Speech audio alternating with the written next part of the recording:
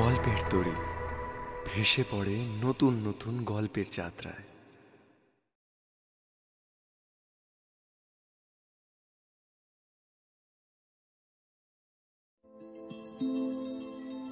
নমস্কার, আমি সুলগ্না, গল্পের তরীর একজন মাঝিয়ান। আজ আপনাদের শোনাবো পারমিতা পালের লেখা কর্ণা। গল্পটি আমরা প্রতিলিপি অ্যাপ থেকে নিয়েছি। লেখিকাকে বিভিন্ন মাধ্যমে যোগাযোগ করার চেষ্টা করেও সফল হওয়া যায়নি। যদি আমাদের এই প্রেজেন্টেশন তার কাছে পৌঁছয়, তিনি আমাদের যোগাযোগ করতে পারেন golpettori@gmail.com এ। শুরু করা যাক আজকের বিশেষ গল্প কর্ণা।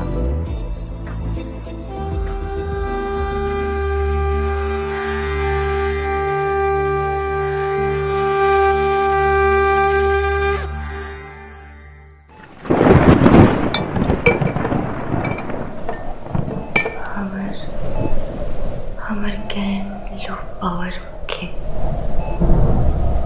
আমার ভেতরের সর্বশক্তি দিয়ে আমি চেষ্টা করছি সজ্ঞানে থাকার, আর মেঝেতে বসে পড়ার। আমার হাতে ধরা রক্তের বোতল দুটো একে অপরের সাথে ঠুকে গেছে। বোতল ভেঙে গেলে আমার কর্মজীবনের ইতি। ওই প্রচণ্ড ঝড়টার জন্যই পাওয়ার সাপ্লাইটাও কেটে গেছে, আলোগুলো সব নিভে গেছে, ওয়ার্ডের এসিগুলো অফ, লিফটটাও বন্ধ।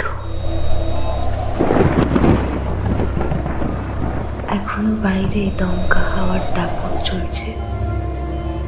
প্রতি ফ্লোরে মোমবাতি জ্বালানো হয়েছিল। একজন হাউস স্টাফের অন্তত সিঁড়ির কাছে থাকার কথা ছিল। কোথায় গেল সব? বোতল দুটো বাঁচাতেই হবে। 4 তলার আইসিইউ এর ওই পেশেন্টটা নয়তো মারা যাবে। 1 তলার ব্লাড ব্যাংকের এই দুটোই শেষ সাপ্লাই এই গ্রুপের। এই করিডোরে রোজ 4খানা আলো জ্বলে। আজ একেবারে অন্ধকার। রেলিংটার গায়ে সেটেই উঠে এসেছি 2 তলায়। শুধু একটু ডান দিকে ঘুরলেই 3 তলায় ওঠার সিঁড়িটা পেতাম। তার আগেই ঘটল অঘটনটা।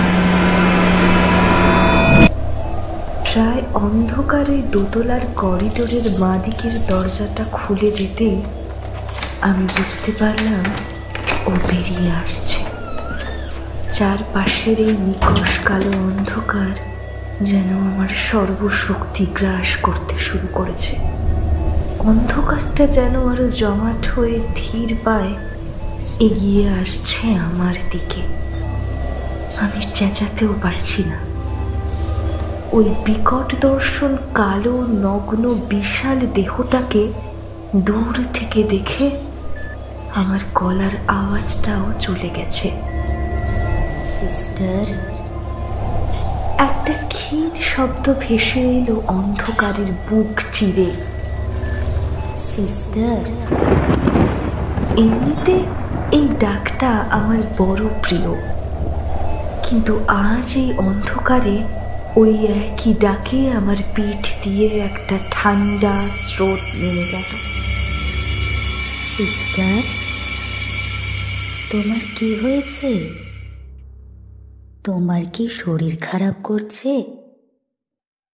ও কর্ণা।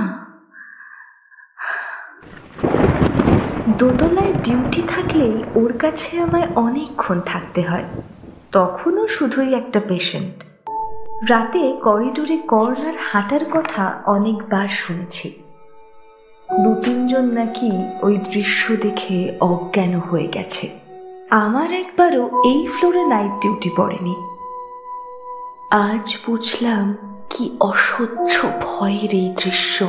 এই নিকষ কালো দিনটা ওর ওই বিশাল কালো দেহটাকে যেন আরো ভীতিপ্রদ বানিয়ে দিয়েছে।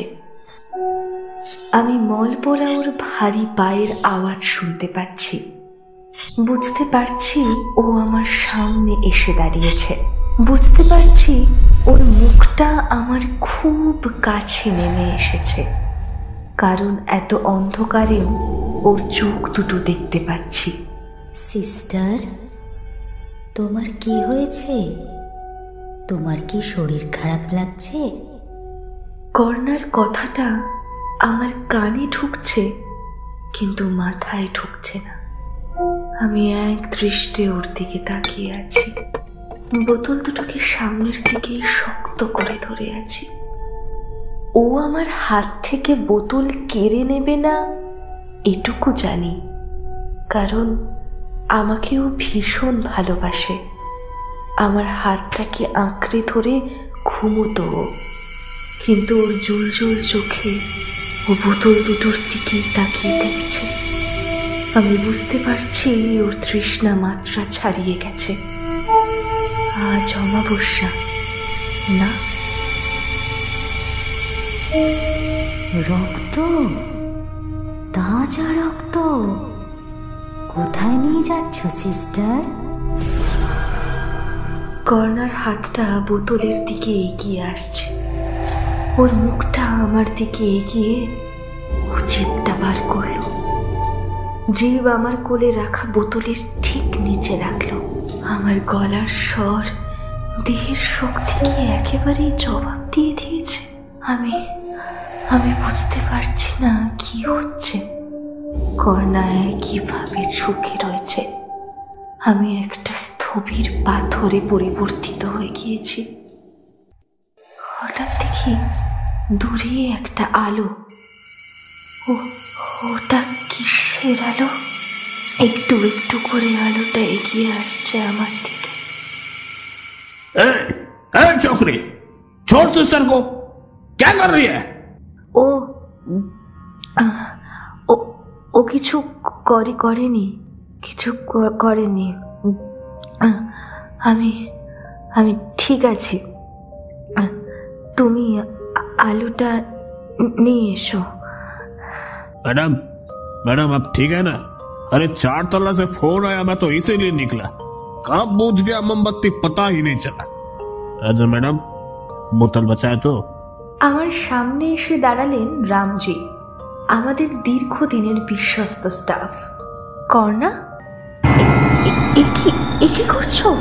দেখলাম একটা বোতল একটু ফেটে গেছে, আর তা থেকে চির ধরে যে রক্তের ফোঁটা নামছে তা অবলীলায় জিভ দিয়ে টেনে নিচ্ছে কর্ণা। আমার কথায় হেসে তাকালো। রামজি নিজের দস্তানা পরা হাতে বোতল দুটো নিয়ে নিতেই মাথা তুলে দাঁড়ালো কর্ণা। আমি রক্তটা গিলে না নিলে তোমার সাদা পোশাকটা যে নোংরা হয়ে যেত সিস্টার। चल चल अपने वार्ड में, बोल क्या हुआ? तुझे खून पीना है? मैडम दे दीजिए उसको, फिर चलते हैं। কর্ণার এই বিভৎস স্বভাবের কথা জানবার পর আমরা নিজেরাই ঠিক করি ওর এই স্বভাব না শোধরানো অবধি আমরা স্টাফরাই অমাবস্যার আগে ওকে 1 বোতল রক্ত দেব। বোধহয় আগের দিনের ওই ট্রেন অ্যাক্সিডেন্টের পেশেন্টদের তাড়নায় আর আজকের এই দুর্যোগের কারণেই আমাদের ভুল হয়ে গেছে। ওই ফেটে যাওয়া বোতলটার রক্তটাই ওকে দিয়ে দিই, কি বলো রামজি? हाँ वही ठीक रहेगा। मेरा ब्लड भी उसी ग्रुप का है। 1 बोतल उस पेशेंट को चढ़ा दीजिए, और चाहिए तो हम दे देंगे। चलिए अब इसका दरवाजा बाहर से दे देता हूँ। अरे रोज देता हूँ, ना जाने कौन खोल देता है। ये बड़ी चालाक है। কর্ণাকে রেখে আমরা দুজনে উঠে গেলাম 4 তলায়। অনেক স্টাফ রাতে দোতলায় ডিউটি দিতে চায় না কর্ণার ভয়। আশ্চর্য এই যে রামজি আর শ্যামজি 2 ভাইয়ের একটুও ভয় নেই। ওরা নাকি ওর সামনে হনুমান চালিসা পাঠ করে, তাতেই বলে কাজ হয়। যেদিন এমার্জেন্সিতে ওকে আনা হয়েছিল আমি ছিলাম ইভিনিং ডিউটিতে। 8টা নাগাদ যখন ভাবছি যে রিলিভারের এত দেরি হচ্ছে কেন, তখনই ওয়ার্ডের ফোনটা বেজে উঠেছিল। Hello, Sister burn case. Come to reception. Need to take her to emergency immediately. মুখ আর দেহের সামনের অনেকটাই পুড়ে গিয়েছিল। সম্পূর্ণ নগ্ন শরীরটাকে বারবার চাদরে ঢেকে দিচ্ছিলাম। শরীরের কোনো কোনো জায়গায় ধারালো অস্ত্রের কোপ মারা হয়েছিল। প্রথমে ওই বিশাল কালো বিকটদর্শন মানবীকে দেখে কেউ এগোয়নি, দুজন অজ্ঞান হয়ে পড়েছিল। আমি সমস্ত জঘন্যতম দৃশ্যে অভ্যস্ত, তাও একটু অস্বস্তি যে লাগেনি সেটা বলতে পারবো না। অস্পষ্ট স্বরে যখন জল চাইল, ধীরে ধীরে ওর মুখে দিয়েছিলাম ড্রপারে করে। আমার হাতটা চেপে ধরেছিল ওর জখম হওয়া ডান হাতটা দিয়ে। তোমার নাম কি একটু বলবে? এন্ট্রি করতে হবে যে। এই শুনছো? নাম, তোমার নাম এন্ট্রি করতে হবে। করনা। ওই নামটাই বলেছিল মেয়েটা ওটিতে নেওয়ার আগে। পুলিশের জিপ একটা কেসের 5 জন মার্ডারারকে ধরতে গিয়ে ওকে একটা টানেলের ধারে পায়। 3 জন মার্ডারারের ছিন্ন ভিন্ন দেহ পাওয়া গিয়েছিল পাশের খালে, বাকি 2 জন ফেরার। কর্নার প্রায় 5 ঘন্টার অপারেশন চলেছিল। সবচেয়ে অদ্ভুত ব্যাপার হয়েছিল ওর ব্লাড গ্রুপ ডিটারমিনেশনে একটা এলিয়েন আইডেন্টিটি পাওয়া গিয়েছিল। দিল্লি থেকে এক্সপার্টরা এসে স্যাম্পল নিয়ে গিয়েছিল। তারপর যে কি হলো সব ধামাচাপা পড়ে গেল। একটু একটু করে সেরে উঠেছিল কর্না। ও শুধু কিছুতেই গায়ে কোনো কাপড় রাখতে চাইতো না, ব্যান্ডেজগুলোও ছিঁড়ে ফেলতো। বোধহয় বার্ন পেশেন্ট বলেই, অথবা ওর পূর্বের কোনো গল্প থাকবে। একবার অমাবস্যায় পাশের ওয়ার্ডের একটা পেশেন্টের চালানো ব্লাড ড্রিপ থেকে ওকে রক্ত চুষতে দেখা যায়। কে কে ওখানে?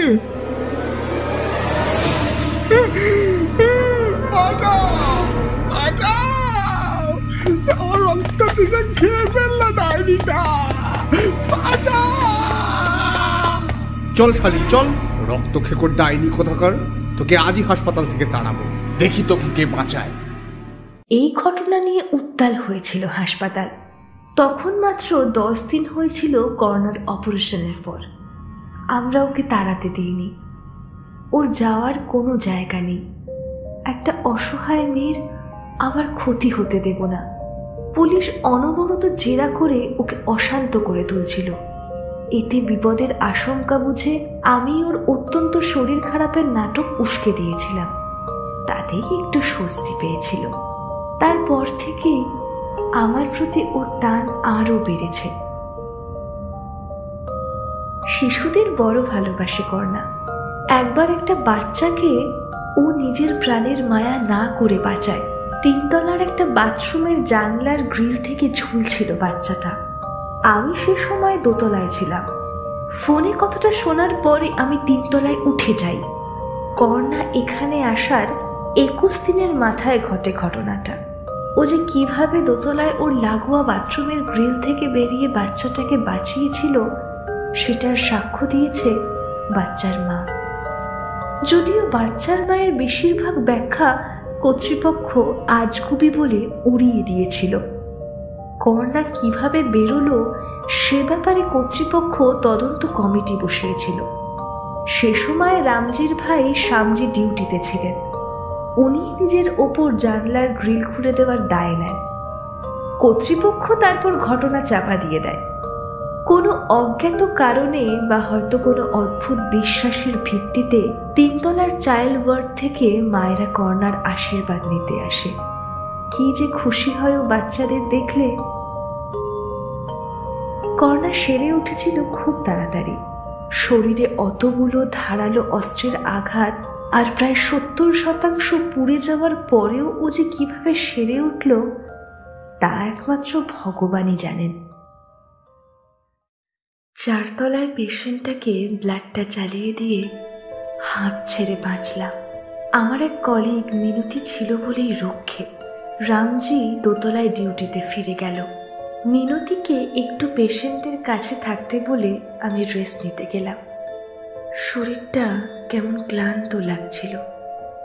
আমাদের একটা ছোট্ট রেস্ট রুম আছে, ঠিক চারতলা দিয়ে ছাদে ওঠার এক ধাপ সিঁড়ির উপর। ওটা আমাদের বড় প্রিয়। ওখানটাতে কেউ বিশেষ যাতায়াত করে না।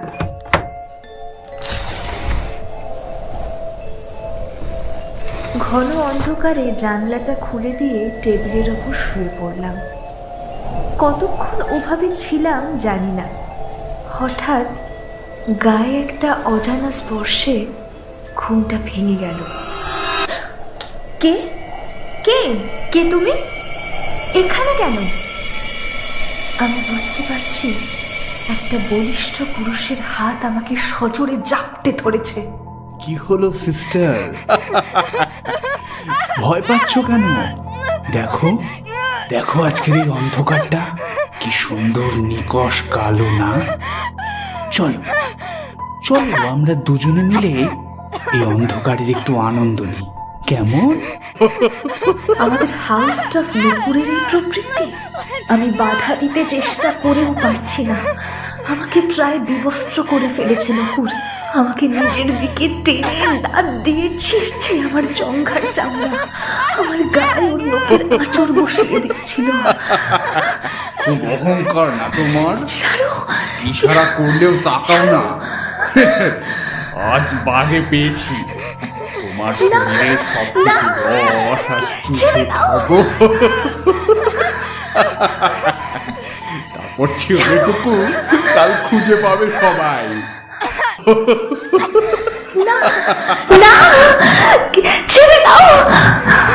আমি চিৎকার করে উঠতেই বুঝলাম কোনো ঝড় ঘরের মধ্যে ঢুকে এলো। অন্ধকার জমাট বেঁধে মুহূর্তেই ছিন্ন ভিন্ন করে ফেললো নকুরকে। নকুরের একটা হাত এসে পড়লো আমার পায়ের কাছে, কিন্তু তাও যেন মৃত্যু নেই ওই পাপীর। সিঁড়ি দিয়ে ওর একটা হাত নিয়ে ছাদে উঠে যাচ্ছিল নকুর। পা দিয়ে যে ওকে ঠেলে ফেলে দিল সে কর্ণা। নকুরের বুকে পা রেখে এক অদ্ভুত ভঙ্গিমায় আন্দোলিত হচ্ছে কর্ণার শরীর। এত অন্ধকারেও আমি যেন স্পষ্ট দেখতে পাচ্ছি আমার জীবনদাত্রীকে। নরকাসুর, তোর ইচ্ছে তো চিরকালই অপূর্ণ। সূর্যোদয় তোর অভিশাপ। সূর্য উঠলেই প্রাণ নাশ হবে। তার আগে প্রতিটা মুহূর্ত তুই তোর পাপের যন্ত্রণা ভোগ করবি। বলেই নকুরের চুলের মুঠি ধরে কন্যা ধারালো দাঁত বসিয়ে দিল ওর গলায়। ফিনকি দিয়ে রক্ত বেরোতে লাগলো নকুরের গলা চিরে। সেই রক্তে জিভ ভিজিয়ে উঠে দাঁড়ালো কর্ণা।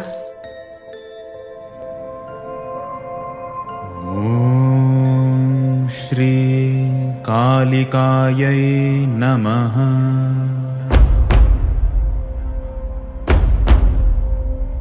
गलद्रक्तमुण्डावली कण्ठमाला महाघोररावासुदंष्ट्राकराला विवस्त्रा श्मशानालया मुक्तकेशी महाकालकामाकुला कालिकेयम्।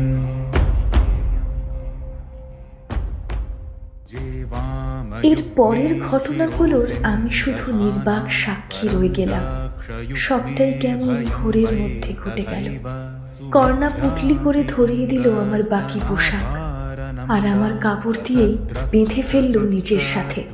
ছাদে উঠে ও দেওয়াল বেয়ে নেমে গেল নিজের বাথরুমের জানলা বলে। পোশাক পরে নাও, নকুর হত্যার শব্দ সামার।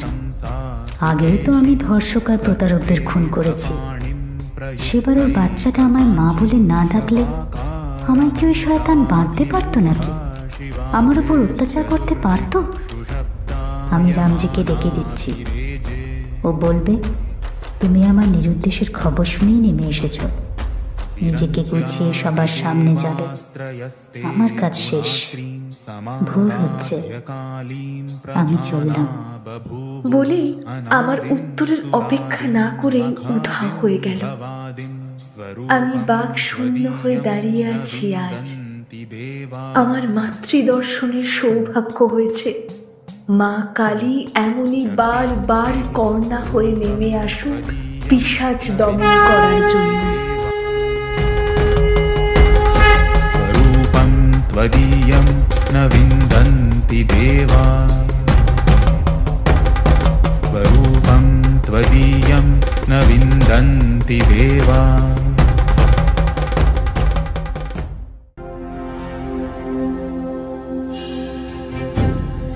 শুনছিলেন পারমিতা পালের লেখা কর্ণা। কর্ণা অর্থাৎ দুস্থের বন্ধু। আবার কর্ণা এখানে মা কালীর রূপ। মা কালীকে আমরা আদ্যাশক্তি হিসেবে পুজো করি। কর্ণার মতো অতিমানবীরা মা কালীর অংশ হয়ে হঠাৎ হঠাৎ জন্ম নেয় চণ্ডমুণ্ড বিনাশিনী হয়ে। কথকের চরিত্রে শুভাঙ্গী, কর্ণা সুনন্দিতা, নকুর শুভদীপ, রামজি ও পেশেন সৌপর্ণ এবং অন্যান্য চরিত্রে ও ধ্বনি পরিকল্পনায় পৃথ্বীরাজ। আর গল্পের সূত্রধর আমি সুলগ্না। অবশ্যই কমেন্ট করে জানাবেন কেমন লাগলো আমাদের আজকের গল্প। আজকের মতো এখানেই বিদায়। আবার ফিরে আসবে গল্পের তরী।